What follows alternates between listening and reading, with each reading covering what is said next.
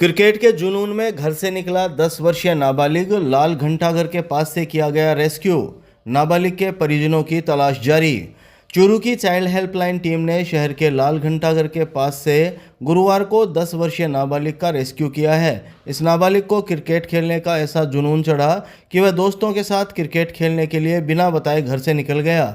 यही नहीं, बालक अपने साथ बैग में रोजमर्रा का सामान भी साथ लेकर आया था। 10 वर्षीय बालक गुरुवार तड़के करीब 3:30 बजे कोतवाली पुलिस को गश्त के दौरान लाल घंटाघर के पास लावारिस हालत में मिला, जिसकी सूचना कोतवाली पुलिस ने चाइल्ड हेल्पलाइन को दी।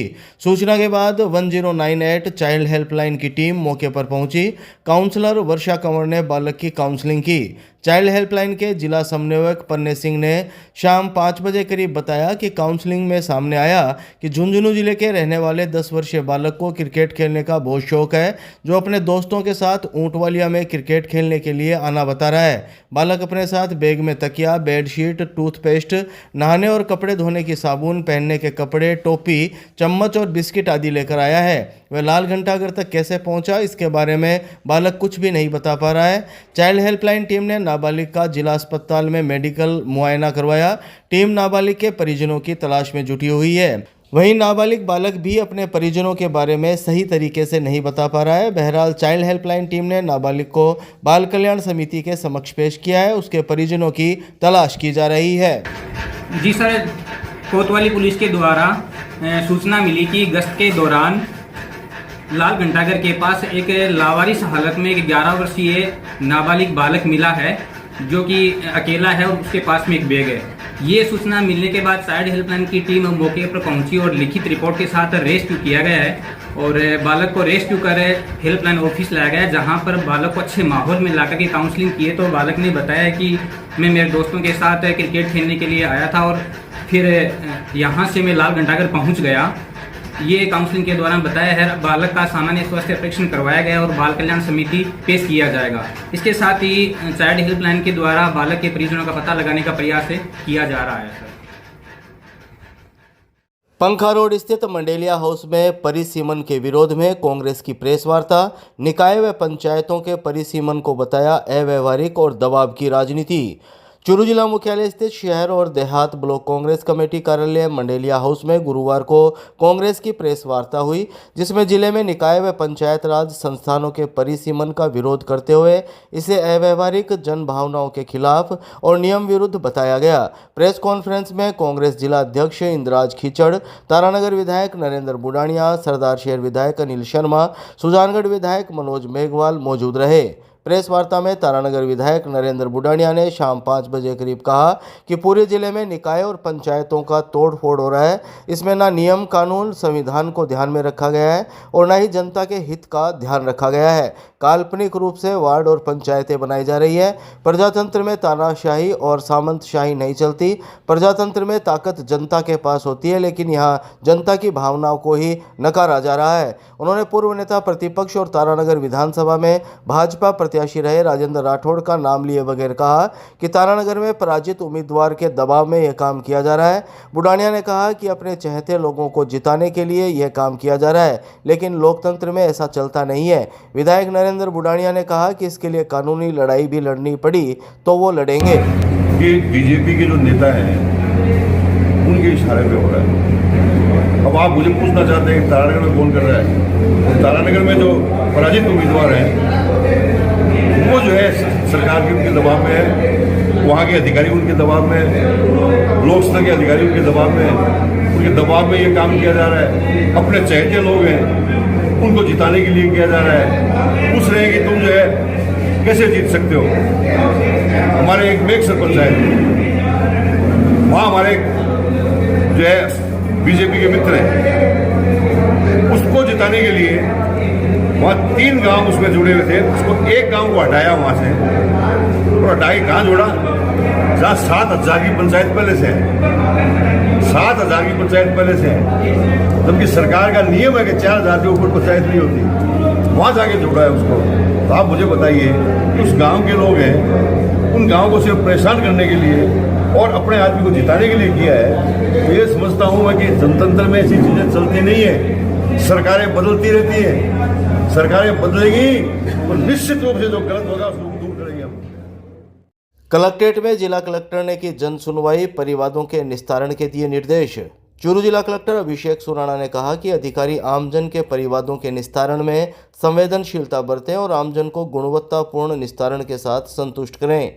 जिला कलेक्टर अभिषेक सुराणा ने गुरुवार को कलेक्ट्रेट में जिला स्तरीय जन सुनवाई में जिले भर से आमजन के अभाव अभियोग सुने और अधिकारियों को परिवादों में समुचित कार्यवाही कर गुणवत्तापूर्ण निस्तारण के निर्देश दिए। सूचना और जनसंपर्क विभाग द्वारा शाम 7 बजे करीब जारी प्रेस नोट के मुताबिक जिला कलेक्टर सुराणा ने कहा कि मुख्यमंत्री भजन लाल शर्मा आमजन की समस्याओं को लेकर अत्यंत गंभीर हैं, इसलिए सरकार की मंशानुरूप जन सुनवाई से प्राप्त परिवादों का समयबद्ध निस्तारण हो। जन सुनवाई में दिव्यांगों ने अपनी समस्या बताई, जिस पर जिला कलेक्टर ने कहा कि सभी अधिकारी दिव्यांगों से प्राप्त होने वाली शिकायतों और प्रकरणों का संवेदनशीलता के साथ निस्तारण करें। खाद्य सुरक्षा योजना, पालनहार योजना सहित विभिन्न योजनाओं में दिव्यांगों के आवेदनों को प्राथमिकता से निस्तारित करें। जन सुनवाई के दौरान पेयजल कनेक्शन, बिजली आपूर्ति, क्षतिग्रस्त पाइपलाइन, अतिक्रमण, रास्ते के विवाद, स्वच्छता, चूरू शहर मुख्यालय पर शौचालय, पुजारियों के नाम रजिस्टर्ड में दर्ज करवाने, सीवरेज पाइपलाइन टूटने, पंचायतों के पुनर्गठन पर आपत्तियां सहित कुल 40 प्रकरण प्राप्त हुए। राजस्थान राज्य अनुसूचित जाति वित्त एवं विकास आयोग अध्यक्ष राजेंद्र कुमार नायक ने सर्किट हाउस में की प्रेस वार्ता, योजनाओं की दी जानकारी। राजस्थान राज्य अनुसूचित जाति वित्त एवं विकास आयोग अध्यक्ष राजेंद्र कुमार नायक ने गुरुवार को चूरू जिला मुख्यालय स्थित सर्किट हाउस में प्रेस वार्ता की। प्रेस वार्ता में उन्होंने प्रदेश सरकार के जन कल्याणकारी फैसलों, नीतियों और योजनाओं के बारे में जानकारी दी। सूचना और जनसंपर्क विभाग द्वारा शाम 6 बजे जारी प्रेस नोट के मुताबिक उन्होंने कहा कि सरकार अपनी योजनाओं के माध्यम से समाज के प्रत्येक पात्र और वंचित व्यक्ति तक पहुंच बना रही है। सरकार ने 1.25 साल में अपनी बजट की 50% से अधिक घोषणाओं को पूरा करने का काम किया है। उन्होंने कहा कि हमारी सरकार ने बाबा साहब डॉक्टर भीमराव अंबेडकर से जुड़े 5 स्थानों को पंच तीर्थ मानकर संवैधानिक मूल्यों को सुदृढ़ करने के विशेष प्रयास किए हैं। इसी के साथ प्रदेश सरकार 50% से अधिक अनुसूचित जाति जनजाति की आबादी वाले गाँवों में विशेष योजना लाने पर काम कर रही है। उन्होंने अनुजा निगम, अनुसूचित जाति वर्ग से जुड़ी कल्याणकारी योजनाओं और आयोग की नीतियों, निर्णयों की जानकारी भी साझा की। जो माननीय मुख्यमंत्री जी ने घोषणा करी है, एक तो आपने जब से वो बने हैं मुख्यमंत्री तो सोशल जो पेंशन्स है उसको उसकी जो राशि बढ़ा दी गई है और एक और घोषणा उन्होंने की है, 250 करोड़ सैंक्शन किया है कि जिन गांवों की जनसंख्या में 50% से ज़्यादा SC के ST के लोग हैं उनको एक विशेष रूप से उनका विकास किया जाएगा। और पंच तीर्थ के लिए बाबा साहब के जन्म दिवस पर उसके लिए बस सेवाएं शुरू की है और मैं जन सुनवाई कर रहा हूँ। गाँव में हर जगह में जा रहा हूँ। वहाँ तक पानी नहीं पहुँच पाता है तो अब सरकार का, प्रशासन का हमारा पूरा प्रयास है कि हम जल्द से जल्द इस काम को पूरा करें। कलेक्ट्रेट के पास केंद्र सरकार व ईडी के खिलाफ कांग्रेस का धरना प्रदर्शन, पुतला फूंककर जताया आक्रोश। जिला अध्यक्ष ने कहा, समय रहते सरकार संभल जाए वरना खून की नदियां बहेगी। चूरू कलेक्ट्रेट के पास गुरुवार को केंद्र सरकार और ईडी के खिलाफ कांग्रेस ने धरना देकर प्रदर्शन किया। कांग्रेस जिला अध्यक्ष इंद्राज खिचड़ की अध्यक्षता में आयोजित धरने में सरदार शहर विधायक अनिल शर्मा और सुजानगढ़ विधायक मनोज मेघवाल भी मौजूद रहे। कांग्रेस जिला अध्यक्ष इंद्राज खिचड़ ने दोपहर 2 बजे करीब बताया कि लोकतंत्र में यह बर्दाश्त नहीं होगा, समय रहते सरकार संभल जाए वरना खून की नदियां बहेगी। धरने में कांग्रेस पदाधिकारी नहीं आने पर कांग्रेस कार्यकर्ता सीताराम खटीक भी आक्रोशित हो गए। उन्होंने कांग्रेस की एकजुटता पर सवाल खड़े करते हुए कहा कि जब तक बड़े लीडर SC में से निकलकर आम कार्यकर्ता के साथ सड़क पर नहीं उतरेंगे तब तक ऐसे प्रदर्शन का कोई औचित्य नहीं है। धरना प्रदर्शन के बाद केंद्र सरकार और ईडी के खिलाफ नारेबाजी कर प्रधानमंत्री नरेंद्र मोदी का पुतला दहन किया गया और नारेबाजी की गई। धरना प्रदर्शन में उपस्थित वक्ताओं ने कहा कि केंद्र की मोदी सरकार द्वारा अन्यायपूर्ण तथा मनमानी तरीके से ऐतिहासिक नेशनल हेराल्ड की संपत्ति को जब्त करने की कार्रवाई की गई तथा कांग्रेस नेतृत्व के विधि विरुद्ध तथा बिना कानूनी प्रक्रिया को अपनाए चार्जशीट प्रस्तुत की गई है। केंद्र सरकार द्वारा राजनीतिक द्वेषता के कारण अपनी शक्तियों का दुरुपयोग कर सभी राजनीतिक मूल्यों को ताक पर रखकर विपक्ष की आवाज को दबाने के लिए यूपीए चेयरपर्सन श्रीमती सोनिया गांधी और विपक्ष के नेता राहुल गांधी तथा अन्य वरिष्ठ कांग्रेसी नेताओं के विरुद्ध मनमानी तरीके से कार्रवाई करते हुए चार्जशीट पेश की गई है, जो केवल मात्र राजनीतिक प्रतिशोध की कार्रवाई है। उन्होंने कहा कि इसके लिए कांग्रेस सड़क से लेकर संसद तक लोकतांत्रिक तरीके से विरोध करेगी। प्रजातंत्र में ऐसा अगर धर्म नैतिकता के साथ में सरकारें चलेंगी, लोगों को अनावश्यक परेशान किया जाएगा, ये दुर्भाग्यपूर्ण बात है। हम इसको कोई कंडीशन में बर्दाश्त नहीं करेंगे। हर कांग्रेस का कार्यकर्ता अगर दिक्कत आई कहीं तो यहाँ चक्का जाम कर देंगे। पूरा हिंदुस्तान के अंदर एक भी पत्ता नहीं हिलेगा। मैं आपको बताना चाहता हूँ, आज जब कांग्रेस में हमारे नेता सोनिया जी, राहुल जी अच्छी तरह से, इसमें सीएम पित्रा जी, कई लोग, मोतीलाल जी बोरा जी, काफी लोग, इनमें ये एक शेयर कंपनी ऐसी एक वो कंपनी को दी जो नो लॉस नो प्रूफ में चल रही थी। आप लोगों को मेरे से ज्यादा पता होगा। जो इनके ऊपर वो मामला वापस रिपीट करवा रहे हैं, उसको शुरू करवा रहे हैं। क्या चाहते हो आप? प्रजातंत्र को एक मजाक बना के रखा है। हम लोग यही कहना चाहते हैं। हमारा इसीलिए आज ये धरना और प्रदर्शन था।